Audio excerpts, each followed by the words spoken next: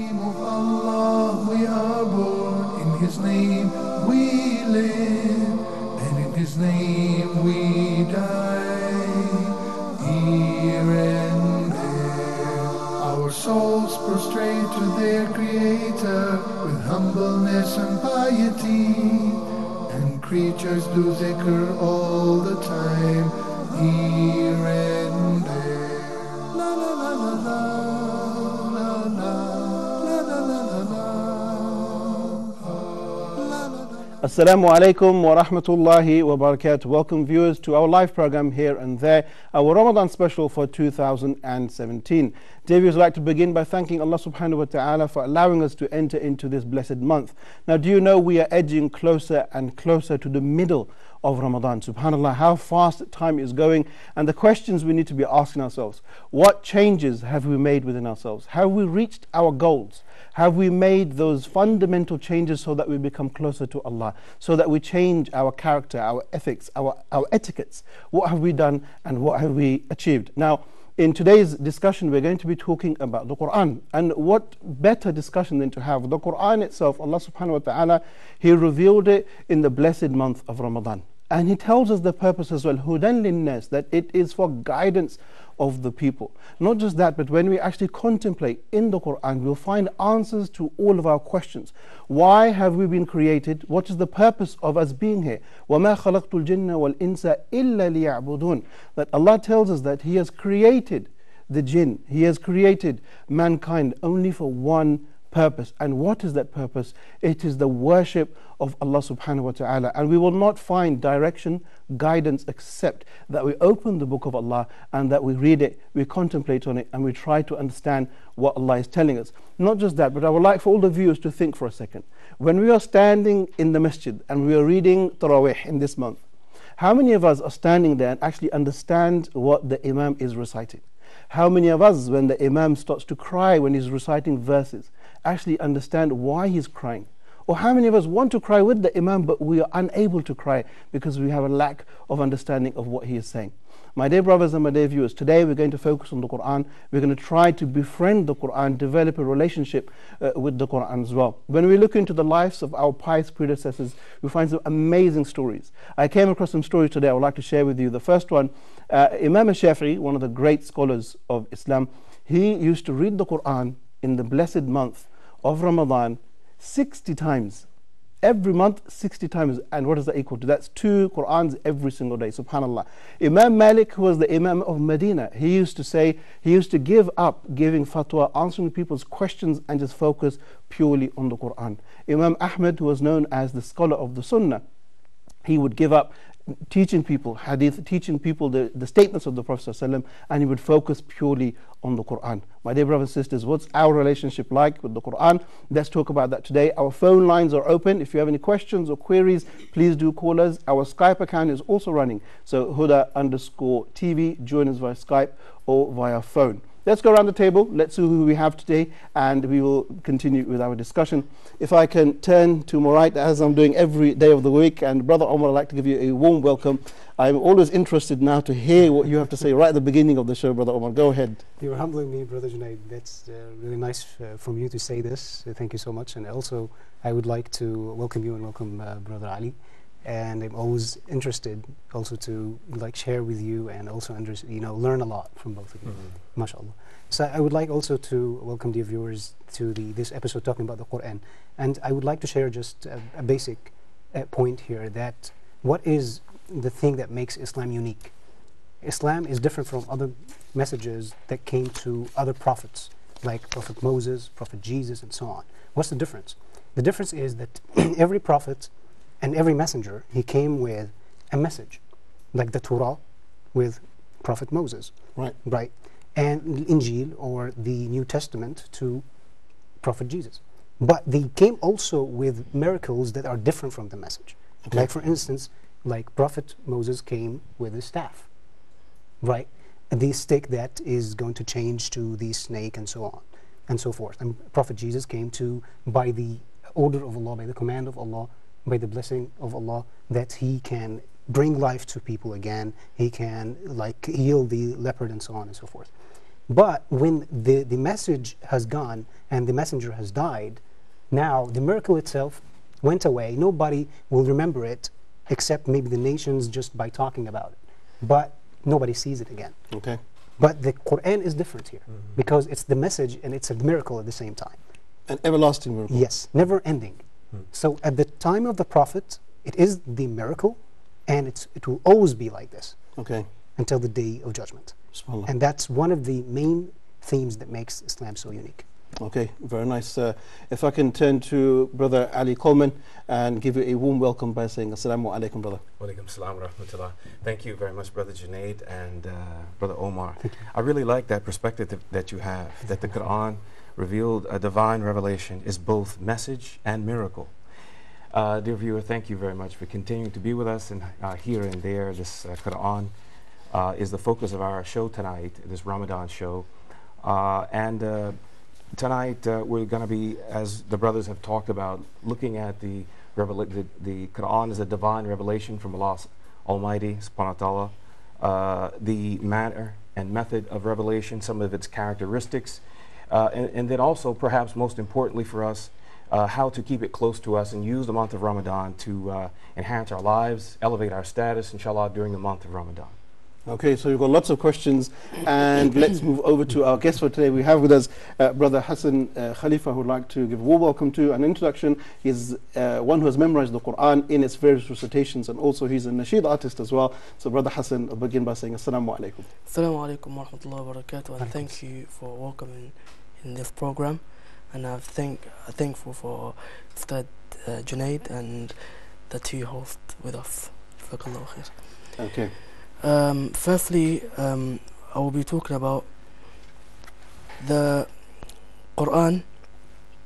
The first time who revealed the Quran, the Prophet Muhammad sallallahu alaihi wasallam, and he had Jibreel has taught him, and the Prophet Muhammad sallallahu alaihi wasallam taught his Sahaba, and his Sahaba taught the Tabi'een, and the Tabi'een taught the A'imma of the Qurra, the Imam of the reciters, and them taught to their other students until it came to us.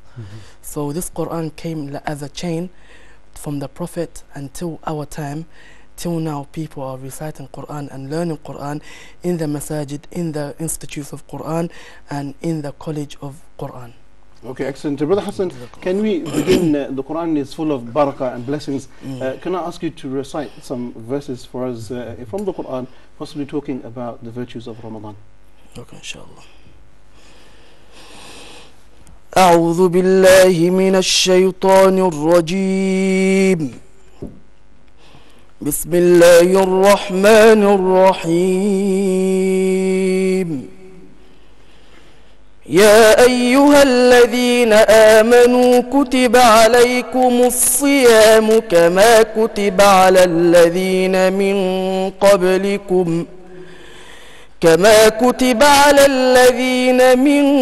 قبلكم لعلكم تتقون أياما معدودات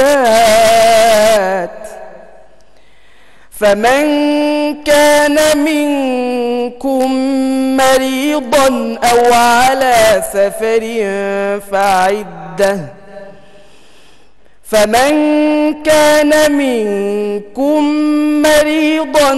على سفر فعدة من أيام أخر وعلى الذين يطيقونه فدية طعام مسكين فمن تطوع خيرا فهو خير له وأن تصوموا خير لكم إن كنتم تعلمون شهر رمضان الذي أنزل فيه القرآن هدى للناس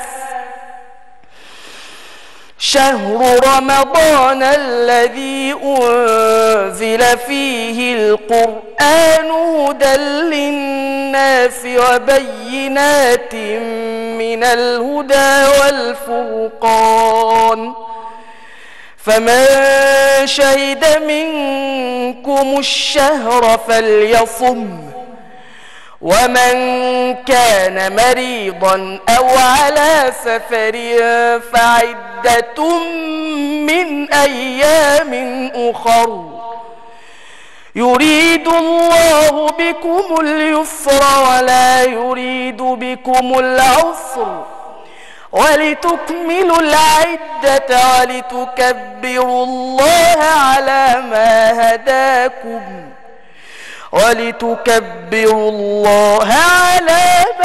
هداكم ولعلكم تشكرون وإذا سألك عبادي عني فإني قريب وإذا سألك عبادي عني فإني قريب أجيب دعوة الداع إذا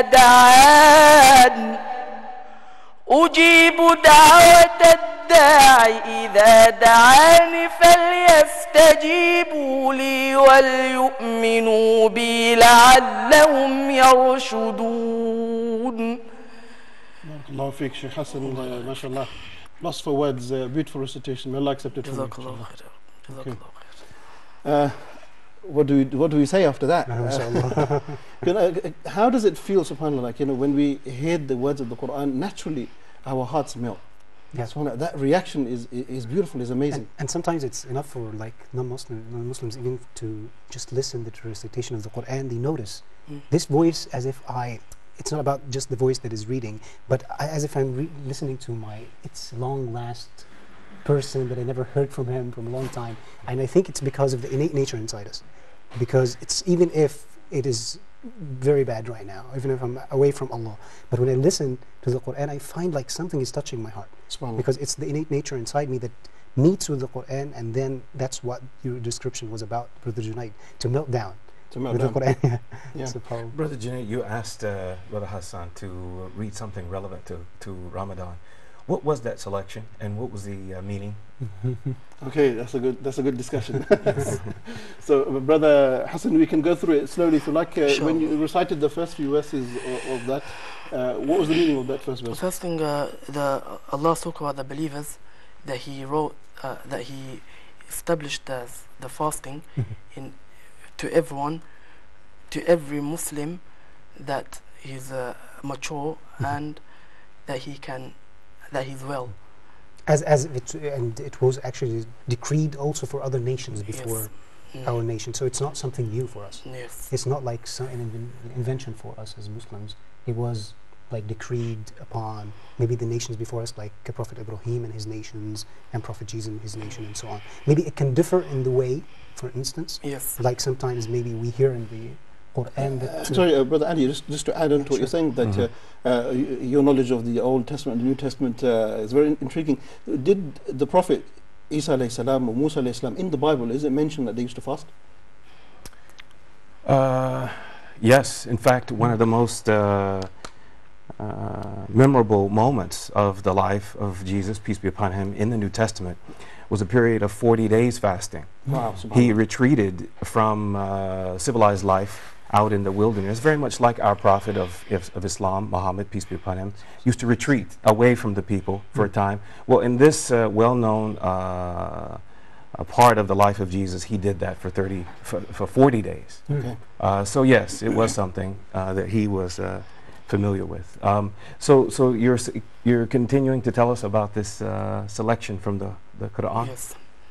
Like Allah said, the first ayah I was reciting, يا أيها الذين آمنوا كتب عليكم الصيام كما كتب على الذين من قبلكم, is like what revealed to the other nation, like how the brother said, the Jewish and the other, the same thing. لعلكم تتقون, the believers who before they come, yes, like you have taqwa, righteousness. Yes, righteousness. أيام معدودات, that the days are less. فمن كان منكم مريضا, if any of you are ill or in a journey فمن كان منكم مريضا أو على فعدة من أيام أخرى that they can, it's only up to them, it's up to the person who is ill or it's up to the person who is traveling that he can leave one day and he can make it up the second day. But only if the person who is traveling, if he cannot fast that day, he can break his fast and he can make it the other day, like maybe after Ramadan, to pay his day what he did not fast. So if you look at the sequence, Allah subhanahu wa ta'ala gives the general command of fasting. And then you get the exceptions to the rule. And that is Allah is Ghafur Rahim and is most merciful that is not saying to everyone that have to fast, even if someone's ill or if someone's got a journey, they have a they have a, you can say like a day off, maybe they can fast or maybe they can't fast. It's up to them. Okay. Yes. Then Allah said, شهر رمضان الذي أنزل فيه القرآن. This blessed of month, what we are in now, Ramadan, that Allah had revealed the Quran. And Allah, first thing, the Quran is the book what we recite and what guide us. That we can say that Quran is a guidance of a believer. Anything what the believer wants to search or wants to know, they open the Quran and the Quran tells everything. Okay. That's what we can say. Can I chime in, ask you a question, Brother Omar? And it's open, right? But you mentioned about the feeling that you had when you listen to the Quran, like it's an old friend that you haven't heard from in a long time. I like that personalization. My question is about, oftentimes we hear about crying. In your introduction, Junaid, you talked about sometimes the reciter will be moved to tears. And sometimes the listeners can also be moved along with the reciter to tears. This focus, our view, our concern with crying during the listening and reciting of the Quran, historically, by the early Muslims, did they have the same concern about being moved? Yeah. Okay. So like the point there would be that there's a difference between recitation of the Quran and brother can tell us, and then the tadabbur of contemplating of the Quran. Even like Allah said, أَفَلَا يَتَدَبَّرُونَ الْقُرْآنَ ولو كان من عند غير الله لوجدوا فيه اختلافا كثيرا. That's in Surah An-Nisa. And as well, Allah even he said the same ayah in Surah Muhammad. He said أَفَلَا يَتَدَبَّرُونَ الْقُرْآنَ أَمْ عَلَى قُلُوبٍ أَقْفَالُهَا. That's both ayah Allah is talking about the implements of the Quran and the meaning and the attribution of the Quran. The two ayahs what Allah is talking about. And as well Allah even said كتاب أنزلناه إليكم مبارك ليدبروا آياته. Very this Quran كتاب أنزلناه, this book what we revealed ليدبروا to make tadabbur, to contemplate, to ponder, pondering the ayah, وَيَتَذَكَّرَ أُولُو الْأَلْبَابِ, and to remind the believers. And even albab here is referring to the intellect. Yes. Those who have intellect. So as if that those who are away from the Quran and they don't accept the message, these people, they don't have a brain to work it properly. Okay. So this is the message, this is one of the main messages of the Quran, that people who have like the right way of thinking, they naturally become driven to the Quran. They accept it. And it's interesting as well how the Quran, Allah doesn't require from you just blind faith. Of course. Just to accept. It is not accepted. Allah says in many times, أَفَلَا يَتَدَبَّرُونَ وَأَفَلَا يَتَفَكَّرُونَ وَأَفَلَا يَعْقِلُونَ. Allah says, do you not contemplate, do you not ponder, do you not use your rationale? Allah is encouraging us to read, but critical reading. It's actually the opposite. Allah is criticizing people who just went after their nations or forefathers just because they accepted a certain faith, a certain way of life. That's it. You're doing the same thing and that's it. Right? And as well, they have we came across to people from Western, like UK and USA, that in the Imam of Taraweeh that's reading the Quran and he's crying on the ayah or with the ayah what he's reciting. You will see people, mashallah, that they are crying maybe because of the sheikh's voice because most of the people from the Western Union, England and America, I mean, they don't know the meaning of the Quran, but they just listen to nice voices. So the voice, how beautiful the voice is, the people who are listening to it, they're crying and they have emotional in them, in their voice. But most of the people, they're crying because of the meaning of the Quran, and that's much better than crying because of the voice. Okay. That's most Brother Ali, I'm interested to know about your reaction, like when you first came across the recitation of the Quran. How did you react and how did you find it? Well, the first thing was, coming out of a Christian background. I grew up as a Christian. And I thought about the different divisions within the Christian world. For the first 1,000 years, there was only a Catholic Church in the world. And then this split to the Orthodox Church, then the split on a second major rift in the church, the Protestant Reformation. And when I thought back to the Catholic world, the first 1,000 years of Christian history, I can recall hearing the recitation of certain songs in the Catholic Church and some Orthodox branches as well, but not so much in terms of reading sacred scripture in the Protestant branch. And so I couldn't help but wonder if Islam and the recitation of the Quran informed the church, because I mean, songs has always been a very important part of... Brother, and if I can ask you just to hold your thought, we've got a phone call from the United Emirates. We have with us Brother Omar. Assalamu alaikum, brother. Wa alaikum assalam wa rahmatullahi ta'ala wa barakatuh. How are you doing today, my brother? Alhamdulillah. How is Ramadan? Alhamdulillah, very well. Go ahead, brother. You have your time for your question or your comment, please. Yes, I have a question that has been bothering me for a very long time. A close friend of mine, I'm having a discussion with him, so he told me that it is not everything in the Quran that he believes. For example, he don't believe in resurrection after death. He believes those who do good in this world will come in different form, and those who do bad, some will come like snakes, some will come like pigs. So what do I do with this type of friend? Okay, Brother Omar, is your friend a Muslim or is he non-Muslim? He says he's a Muslim. Okay, inshallah, we will try to address that question. Very interesting question. We'll try to address that in a few moments. So thank you very much for your call. Dear viewers, also pick up your phones, pick up your account on Skype as well, and join us here in the studio with your questions and your comments as well. What was that, the final part of his question? He was asking about he has a friend who's Muslim, and he has certain doubts. He doesn't believe in the resurrection, and he doesn't believe in, he mentioned something else as well, certain elements of the Quran he has some doubts in. So how can we convince him that the Quran is the truth? He believes actually in the resurrection, but in a different way, as if like it's reincarnation. He thinks in that way, like that the different forms of people, they become like, if good people, they become in different forms, but if they are bad people, they become snakes. I think it comes from the Hindu and Buddhist belief that you are reincarnated, that there's a cycle, a birth, death, life, rebirth cycle that we're endlessly caught in until we earn enough good deeds that we break the cycle and forever come out of it. Do you plan to, what are you gonna, are you gonna address that now? No, I'm going to move over to a report and then we're going to come back.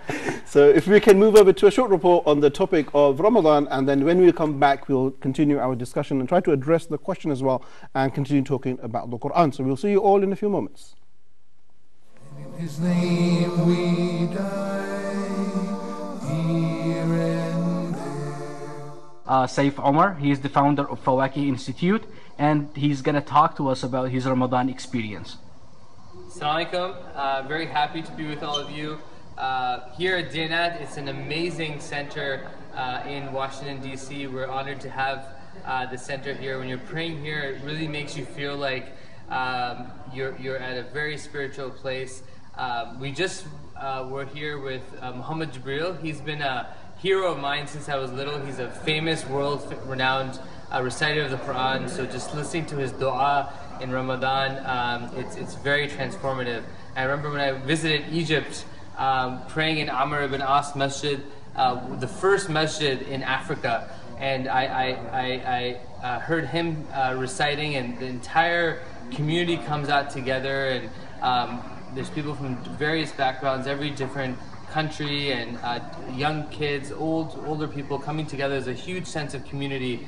And in the day-to-day grind in America, it's Ramadan is such a refreshing change in which we are rejuvenated socially, we meet people in iftars, we are rejuvenated spiritually, and even physically, we are able to get more energy from watching what we're eating and having a healthier lifestyle, hopefully. So it's an exciting time of the year, and at Fouake we are also, given that we're focused on the Quran, Ramadan is very special for all the students and teachers that are involved in Fouake, since everyone is much more aware about the Quran and understanding its meanings. And so this is very core to the mission that the entire Fouake family is involved in. We're really excited to be here at the Diyanat Center with the Huda TVs. So today we are at the Diyanat Center of America in Maryland, in Washington, D.C. And we have our brother Usama from Kansas City, and he's going to talk about his Ramadan experience with us today. Assalamu alaikum wa rahmatullahi wa barakatuh. My name is Usama Al-Salih. I'm from Kansas City. I'm a student at the George Washington University, and I am part of the DC Muslim community. Tonight we prayed Taraweeh at the Diyanat Center of America, and what's so special about this place is that it encompasses diversity and community and a elevated level of spirituality. Something that is very special about America is that we experience these feelings and we experience these blessings anywhere you go. Being in DC, you can go to the Islamic Center of Washington, DC. You can come to the Diyanat Center. You can go to your local mosque in Virginia. You can go to the local musalla in your university. You can go anywhere and there is this blessing. So, can you tell us a little bit about your experience praying behind Sheikh Muhammad Jibreel? He's a renowned, Quran reciter, and he did a pretty good job today. And people from different walks of life came to the community, Muslims and non-Muslims, and they basically had a sense of what Islam really is. Can you talk a little bit about how you felt praying behind this nice Imam and getting this sense of community today? Definitely. So, Sheikh Muhammad Jibreel was the reciter that I used to listen to when I was memorizing the Quran back in Kansas City. And my teachers were all from Egypt, and they would tell me, listen to Sheikh Muhammad Jibreel because his tajweed is very, very strong. And tonight, when I got the opportunity to pray behind him, it was something that I never expected would happen, and in America, of all places. So it was really a blessing. Assalamu alaikum. My name is Khalil. I'm from Chicago originally. I'm here at Diyanat Center for Salat al-Taraweeh. And what Ramadan means to me is the ibadah, is the worship, and doing the extra worships in Ramadan makes you even feel like a more higher state spiritually than it does in any other time of the year. So it gives us more motivation to read more Quran, more Sunnah, and like to focus more on our salawat and our siyam, inshallah. And yeah, that's it. And in His name we die, here and there.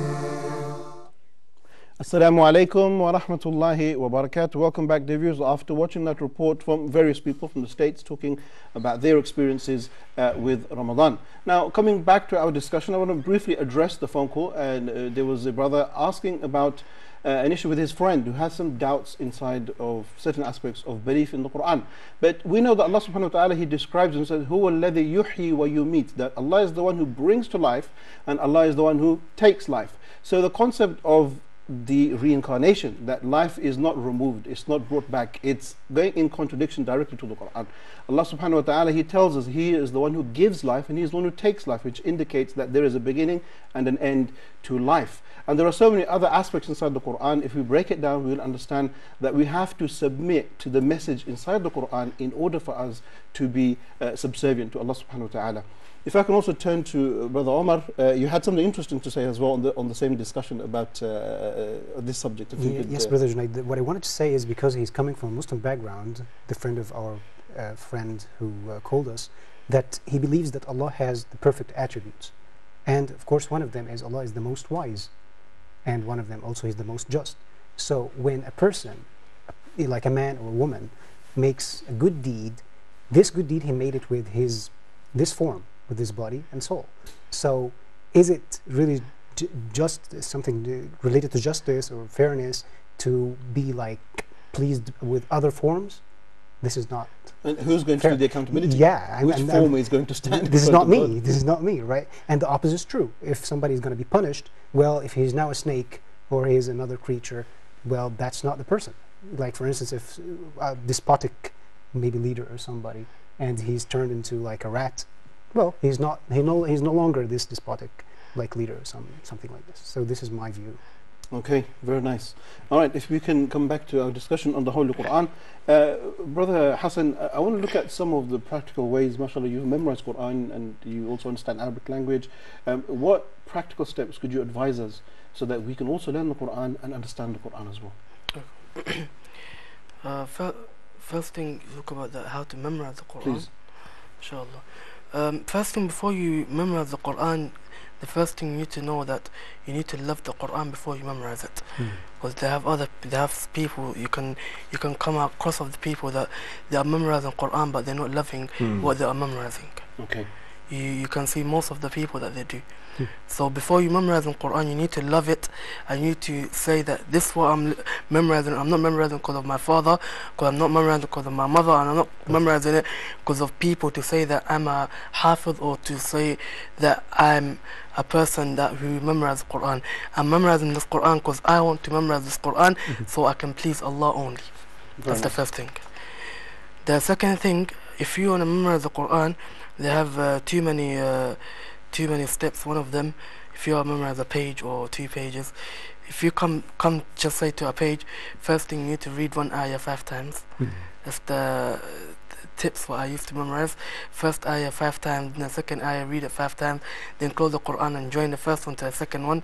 And if you see that 2 ayahs are really strong, go to a third one and do the 5 to the end of the page. That's how I memorize Quran, and that's how my teachers encourage me how to memorize Quran. Not only Quran and the qira'at poems and the tajweed poems, the same thing I memorize that way.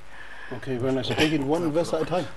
So it's not like when you see those who memorize Quran, you think, how did they do it? But when you look at it like that, one verse at a time, I think we all have some motivation, encouragement that we could do it as well. Yeah, that's very nice. And as well, the Sahaba a long time ago, and as well the shuyukh, like I can even say one of my teachers, they used to tell me that when I used to read to them, I used to read to them half a page, or maybe a page maximum. So I told them, Sheikh, I memorize, I read 5 pages, and this is less to me. Then he told me that I used to travel 3 hours from Cairo to Mansoura to just read to my Sheikh half a page. Sometime he told me, get lost and go home, come back tomorrow. So what's the wisdom behind this? The wisdom is behind this that you need to have a patience while you're memorizing Quran. It's not just I want to memorize Quran in 1 month or 1 year. It's not how many years or how many months you want to memorize. The reading is there. If you are reading this Quran, are you implementing it? Are you using the same word? Allah is saying, "Afala taqilun." Are you thinking? Because sometimes even the Prophet ﷺ said, "Rubba qari al-Quran wal Quran yal'anu." Like you can see a person that reading Quran and the Quran is cursing him. How's that? Allah saying, مثلا Allah saying, "Inna Allah la yuhibbul kadhibin," and he's the one who's lying. Inna Allah la yuhibbul munafiqeen, and he's the one who's hypocriting. Everything what Allah is saying, and he is reading it, and he knows the meaning of it, and he's doing opposite way. That's why the Prophet ﷺ said, "Rubba qari al-Quran wal Quran yal'an." That's very, very powerful.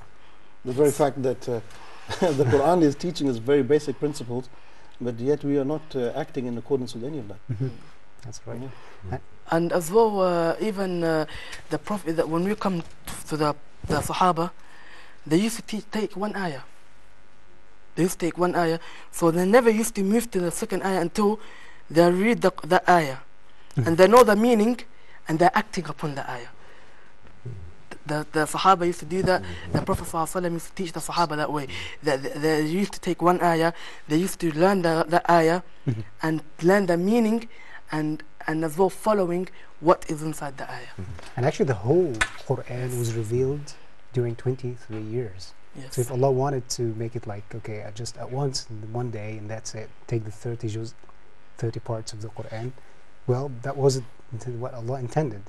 Because every and single like ayah and verses, they came to certain situations to solve some real life problems.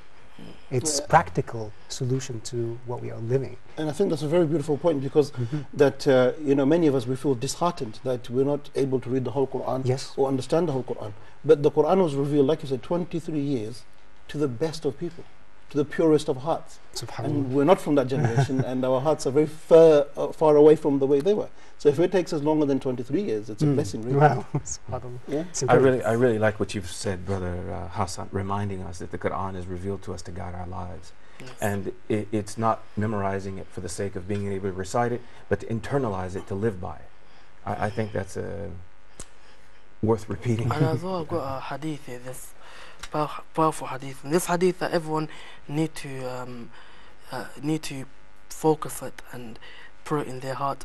Not only the people who not reading the Quran, is as well the people who memorize the Quran, that this hadith have to be in their heart, and they need to know why they memorize the Quran. Because like how I said the first time, like what I said, that maybe you are reading the Quran will curse you. Not only that, and as well the famous hadith where the Prophet ﷺ said 3 people that they will be dragged in a hellfire. Hassan, hold that thought. We will complete that hadith. Just let me take this phone call. We will come back. We have with us brother Ibrahim calling us from Libya. Assalamu alaikum. Alaikum salam wa rahmatullah. How are you doing, Ibrahim? Yeah. I just want to know can you hear me? Yeah, go ahead. We can hear you. Okay. After congregational prayer in the masjid, can I pray tahajjud? Okay. Alone in my house after the congregational prayer in the mosque. Can I pray? All right, I got your question, Ibrahim. After your Tarawih prayers, can you come home and pray some more prayers? I got it. Thank you very much. Do you have any other question? No, thank you, sir. Thank you very much. Okay. I wish you all the best, and we will answer your question very shortly. Sorry, you were mentioning a hadith. I don't like to cut you when you mention the hadith, but I had to, so please, if you could continue. This hadith is really talk about the people. 3 people. Allah, the Prophet ﷺ said, 3 people that Allah will drag them to hellfire. One of them is the Qari of Quran.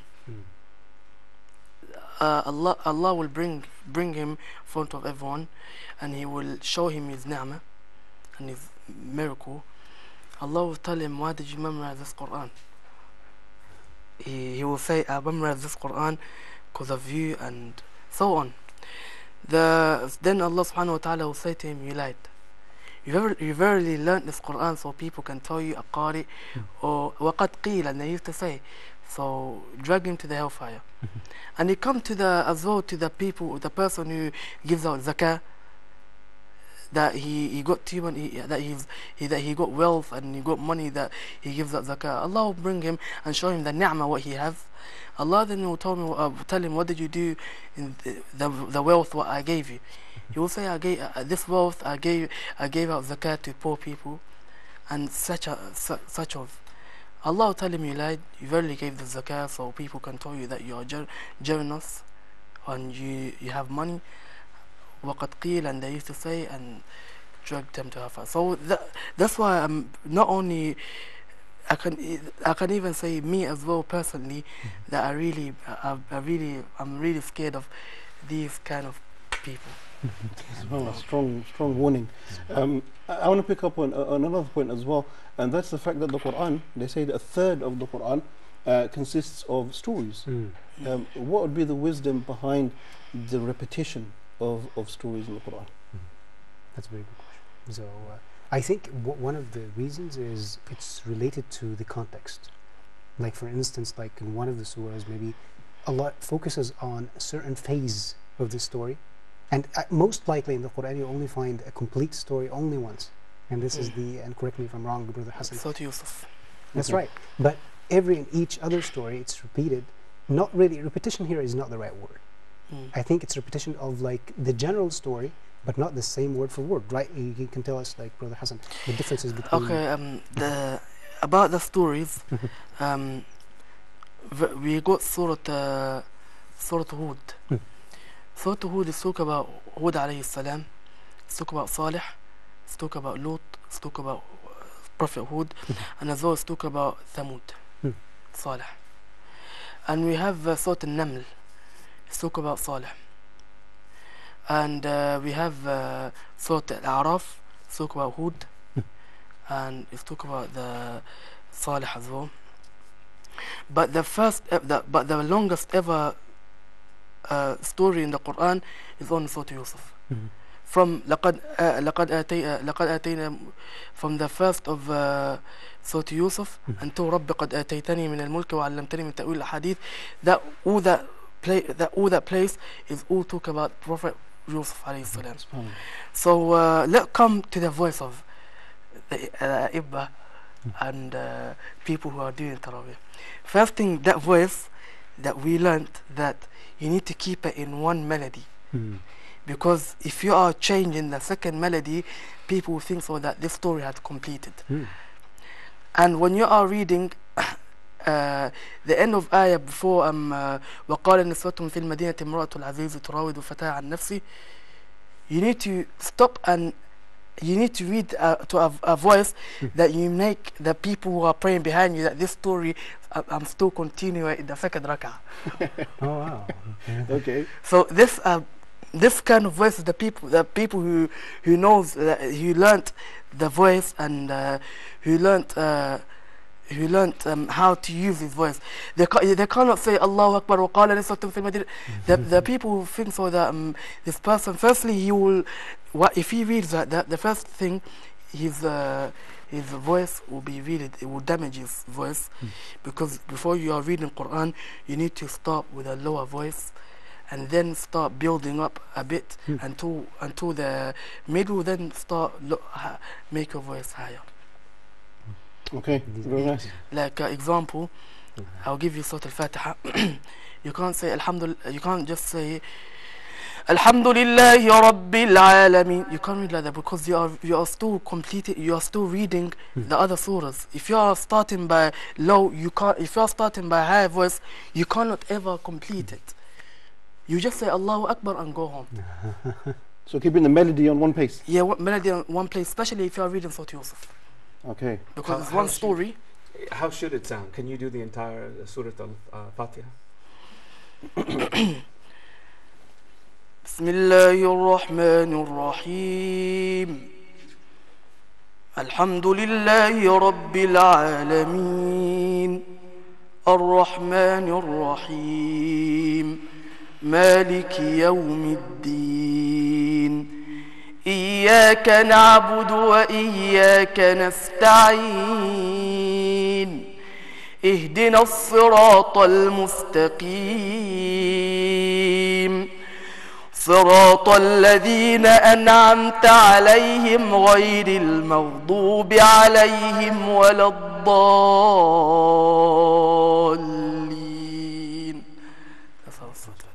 Okay. So it was gradual, like you went up by each verse, you went up. Yeah, because even when you are going to the sound, you need to, what we learnt as well, start by a lower voice and complete by a lower voice how you started first. I noticed that, yeah. In the intro earlier, we talked about the miracles in the Quran. Very nice. And there are many of them. And Brother Omar in particular described it as both a message to the Prophet Muhammad, peace be upon him, as well as a miracle. How do we characterize all the different, how do scholars characterize all the different miracles? What kinds of miracles are there? The miracle are that first thing, the Prophet, all the prophets, all the 25 prophets, their stories are all mentioned in the Quran. Starting by Adam, ending by Muhammad sallallahu alaihi wasallam. Each of them, like especially in Surah Al-Baqarah, you see most of Adam alayhi salam's story. You can see most, like you can say half of the Quran is talk about Musa alayhi salam. Half of the Quran talks about Musa alayhi salam. So the Quran is not only it's like a story as well, we can say, because if you want to know the Prophet's history, open the Quran and you can learn what they used to do, what was their history. If you want to learn about Hajj, it's inside the Quran. If you want to learn about Ramadan, inside the Quran. If you want to learn about selling, buy is all inside the Quran. So so I can say that Allah had put everything inside the Quran what we need. Okay. But the main reason is that we need to open it and reflect the meaning and read everything what Allah said inside the Quran. Okay, very nice. We've got just under 5 minutes to go, and I want to take these next 5 minutes and try to make them as practical as we can. What practical tips can we take, especially in the month of Ramadan? What times should we be reading Quran? What parts of Quran should we be reading? And also, if there is somebody struggling, he is not able to recite the words in a beautiful way that you did, what should he do? Should he stop? Should he read it in English? What should he do? So if I can ask you for practical steps. Nobody should stop, because there is a hadith with the Prophet that goes that way, that the one who is reading in a very good way, the easy way, he's going to get a very high reward with the angels. But if I am just stuttering and stammering and I'm having a hard effort, I'm actually having 2 rewards, double reward. Why? Because I'm reading, this is one of the rewards, and the second thing that I'm having effort. Allah doesn't judge us as we are doing to ourselves, like, okay, like I got 100% in this exam, so now you passed. No, Allah judges us according to each and every one's capabilities. Thank you. You boosted my confidence. Sometimes I'm so shy. No, you if I have native Arabic speakers behind me, for example, and I'm just... By the way, like the companion Bilal, may Allah may have his pleasure on him, that he used to say the sheen, I think seen, right? Ashadu. Okay. And he was the muezzin, the one who calls to the prayer at the time of the Prophet. And the Prophet used to like his voice and would encourage him to go and say the call of prayer. Okay, thank you. Thank you for the encouragement. And so, Brother Hassan, go ahead. I can say about encouraging people to learn the Quran. Firstly, that you cannot learn Quran by yourself. That's the first thing, that you can't. No one can learn Quran by themselves. They need to have a teacher that can sit next to a teacher and learn the Quran. How the teacher learned to his other teacher need to teach his student the same word. Fatha, he recited the teacher recited Alhamdu to his teacher. He need to go and give it teach the same word how his teacher taught him, teach to the student. Everything what the teacher taught to what he learnt, anything what the teacher learnt to his other to his teacher, need to go and teach others. Because even Allah, the Prophet ﷺ said, خَيْرُكُمْ مَنْ تَعَلَّمَ الْقُرْآنَ وَعَلَّمَ. Verily is best amongst from you that learns the Quran and teach others. So everything what the teacher learned from his other teacher need to go and teach the student. And in the end, I can even complete a poem. Go ahead. We've got 2 minutes, so try to, if you can confine it to it's going to be only about 3 lines poem. Go ahead. Bismillah. Imam al-Shatibi said, in a book of Shatibi, he said, وَإِنَّ كِتَابَ اللَّهِ أَوْثَقُ شَافِعٍ وَأَغْنَى غَنَاءٍ وَاهِبًا مُتَفَضِّلًا وَخَيْرُ جَلِيسٍ لَا يُمَلُّ حَدِيثُهُ وترداده يزداد فيه تجملا وحيث الفتى يرتاع في ظلماته من القبر يلقاه سنا متهللا هنالك يهنيه مقيلا وروضة ومن أجله في ذروة العز يجتلى يناشد في إرضائه لحبيبه وأجدر به سؤلا إليه موصلا فيا أيها القاري به متمسكا مجلا له في كل حال مبجلا هنيئا مريئا والداك عليهما ملابس أنوار من التاج والحلا فما ظنكم بالنجل عند جزائه أولئك أهل الله والصفوة الملا أولو البر والإحسان والصبر والتقى حلاهم بها جاء القرآن مفصلا عليك بها ما عشت فيها منافسا وبع نفسك الدنيا بأنفاسها العلا. Imam Shatibi said, I'll just summarize that a little bit. وإن كتاب الله, verily this kitab Allah, أوثق شافع, comes to the glorifier of Allah. وأغنى غناء واهبا متفضلا وخير جليس, in the best place where you can sit down is the place where people who are remembering the ayah, the dhikr of Allah, and one of the dhikr are the Quran. Okay. وحيث الفتى, you can see a boy that he's going and studying Quran and day and night. Once he's learning Quran and he's focusing more in the Quran, Allah will give him a more jurood and a more barakah on his life. Okay, excellent. We have just under a minute to go, and I want to go around the table and get everybody's bit of advice. What advice can you give us, Brother Omar, for myself, yourself, and everybody watching? How can we engage with the Quran more? Well, I would actually tell myself this first before I tell the dear viewers, that everyone is at a different level. You're not at the same level. So knowing where I am, I'm coming from, that's going to be the first step. And we talked about this in one of the episodes, self-evaluation. Okay. So this is the first step, inshallah, and from this we can get higher and higher levels, inshallah. All right. Very, very quickly, what I would say as a non-native Arabic speaker, the viewer, more than likely is an English speaker, and this is why Huda TV is here. And so, perhaps, like I still am, sometimes concerned that I don't read and memorize in the Arabic language.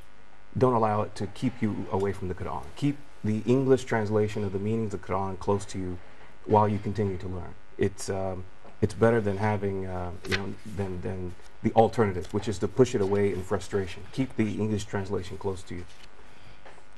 Okay, very nice. So Hassan, you have the last word, and just 10 seconds. What advice would you give us as well to read the Quran in the month of Ramadan? My advice is thought, if it's the same thing, if it's non-Arabic speaker, how the brother said, try opening the translation of the Quran, start reading. Even if you are stuttering and if you are reading in a wrong way, you can remember that Allah is giving you two reward. One of the reward is the what you are focusing and you are reading and making yourself something difficult for you. Allah give you a reward, and the second reward, what you are reading the Quran. Okay, thank you very much, everybody. We have come to the end. I'd like to thank you all for coming. Brother Hassan, thank you very much as well. And collectively say Assalamu alaikum. Alright, so dear viewers, we've come to the end of another program here, and they're talking about the beautiful Quran. We had some beautiful recitation right at the beginning, and also we got to hear a nasheed as well. It's very important for us in this month of Ramadan to befriend the Quran. It's the month where the Quran was revealed, and just like our speaker said very rightly, is the fact that in this month, not just in this month, the Prophet ﷺ, he said that the best of you are those who learn the Quran and teach the Quran. So let's be from amongst those people. Not just that, but the Prophet ﷺ also taught us that your rank in paradise, your status in paradise, is determined by the amount of Quran that you have learnt. So if you've memorized the whole Quran, you can imagine where you will be in paradise. And if you've just memorized a bit or a few, then you can also see where you stand. So we need to encourage one another to learn the Quran, to memorize the Quran. The Prophet ﷺ also taught us that the person who learns the Quran, memorizes it properly with its correct recitation, then he will be raised with the angels. SubhanAllah, the rank of the Quran is very noble. Also, before I forget, our call from Libya, Brother Ibrahim, he asked about whether you can pray after you've read your Tarawih. Of course, you can go home and you can continue praying when you do go home, but the sunnah of the Prophet ﷺ is to make sure that the last prayer that you read before you complete is the witr. That's the odd prayer. So try to complete your prayers on the odd prayer. So if you prayed your witr in the Tarawih prayer, then you must finish on an odd prayer. So you're ending the night on an odd number. That's the sunnah. Apart from that, you can read and pray as much as you can. We'd like to thank you all for tuning in, and we will see you on our program tomorrow, inshallah ta'ala. So until then, assalamu alaikum wa rahmatullahi wa barakatuh. In the name of Allah we are born, in His name we live, and in His name we die, here and there. Our souls prostrate to their Creator with humbleness and piety, and creatures do dhikr all the time, here and there. Humans circumambulate the Kaaba while migrating birds stretch forth their wings, finding their way by Allah's mercy, here and there.